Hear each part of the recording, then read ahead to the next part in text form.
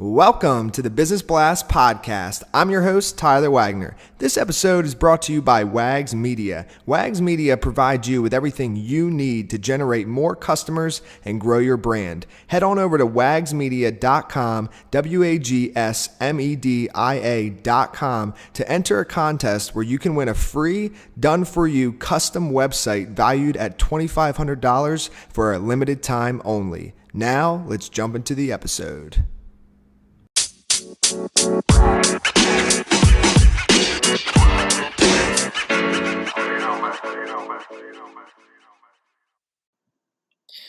All right, everyone. Welcome back to another episode of the Business Blast Podcast. I'm your host, Tyler Wagner. Today, I have Bruce Umpstead with us. He recently joined IMS Global Learning Consortium, the leading international data standards organization in education. His task is helping bring the education industry into the API economy. So welcome to the show. Hey, thanks for having me. Of course, man. Grateful to have you here. We'll dive right into the first one. The first question I have for you, Bruce, is what is the best story from your life that has an underlying valuable message? Well, I've got a series of stories. I can tell you my origin story is that I was raised by a career military non-commissioned officer. My dad had an amazing career. He flew on Air Force crews that picked up Apollo 13 astronauts, Iranian hostages. He traveled all over the world. It was really a great career.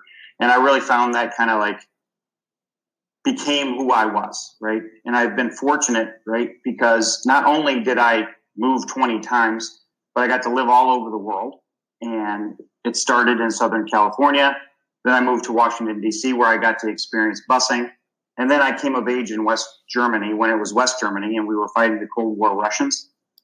It just really became kind of seminal in who I was, to live life on adventure.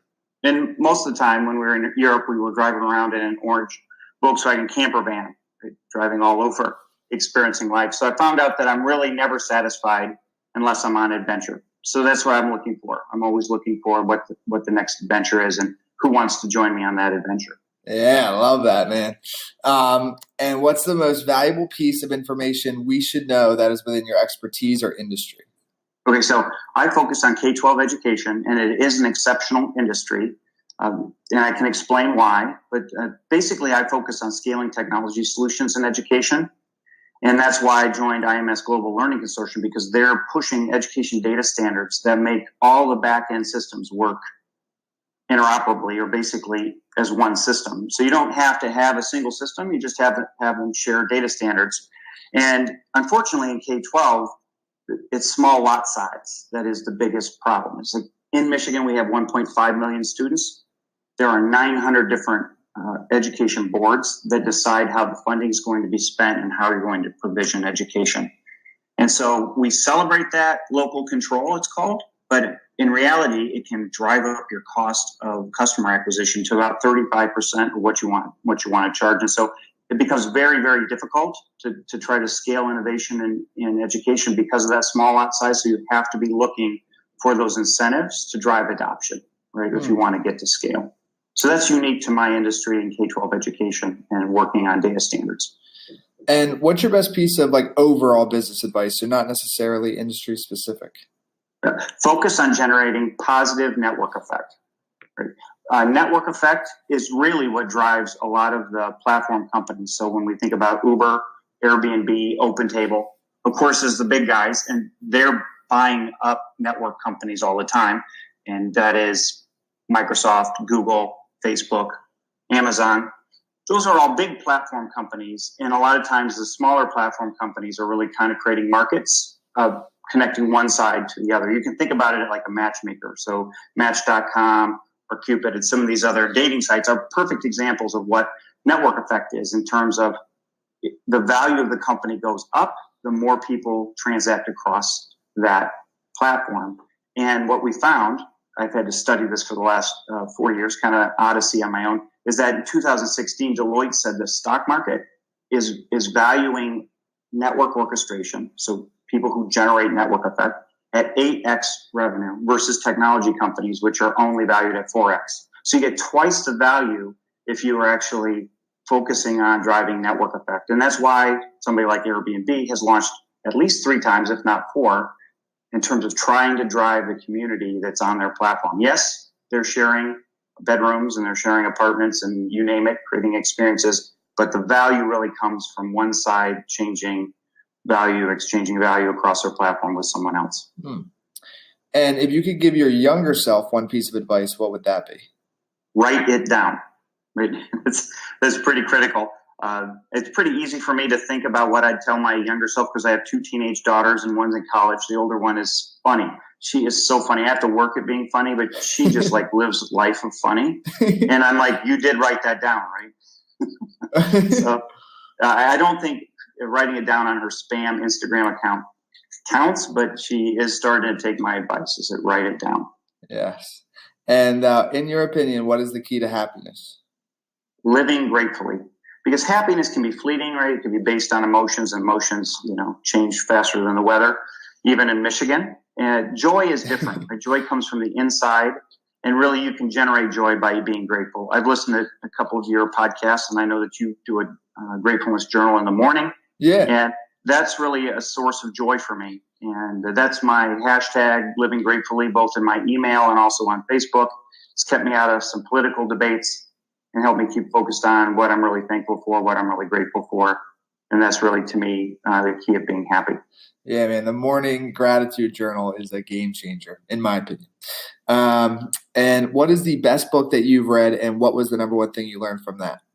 Well, what if I said Conference Crushing by Tyler Wagner? I would say that's awesome, man. I appreciate it. Actually, your book has inspired me. I mean, I ordered the digital copy, the audio book, which, thank you, by the way. A lot of people don't go to that trouble. You hired professional talent for that. Yeah. Thumbs up on that. And then also, I've got the paper copy in front of me. And one of my side hustle jobs is I am the curator for the IT track at the Future of Education Technology Conference every January.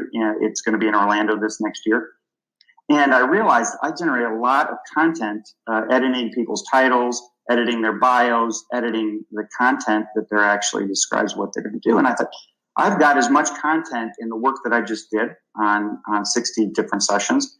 Then in Conference Crushing, I could turn that into first a blog series and then hopefully a book. So I talked to your guy, Jay, yesterday, and I'm really, thinking about turning into what I call a book right before the conference. So there's a guide. That's awesome. Specific, right? A specific guide for the conference, because I'm hired to make it easier for IT professionals to find their way to a teacher conference. Totally. Right? There's 10,000 people there and there's hundreds of sessions. Which one should they go to? So my guide could be really an expert reference for what they should be looking out for. That's my plan anyway. Definitely, man. Yeah, it is interesting to me because, I'm sure, if you have Conference Crushing in front of you, it's a pretty short book. And, a lot of people don't realize, like, how much content they actually already have that they can turn into a book. So I look forward to your book coming out, man. That's sick. Yeah. On the fiction side, I love Ready Player One. I just watched the movie. I waited for it to come out on DVD, right? Yeah. Or at least on iTunes. That very Gen Xer, and I'm a Gen Xer, but the movie was more millennial. I love the book. And then in terms of nonfiction, I read Platform Scale, and Matchmakers. Those are 2 books that were very insightful and accessible as it relates to that platform business strategy we talked about a few minutes ago. Yeah. The real book that kind of like opened everybody's eyes to the power of platform is called Platform Revolution. But in reality, I had to go back and read their previous book, which is Platform Scale. And I think Matchmakers was written by the folks associated with OpenTable. So it was really insightful to get their firsthand view of how to drive network effect. And just out of curiosity, I don't really read fiction, but in comparison of movie and book for Ready Player One, which one was better? Both. I love the book because it was written by somebody who's probably my age, and it was an anthology of all the video games I grew up playing.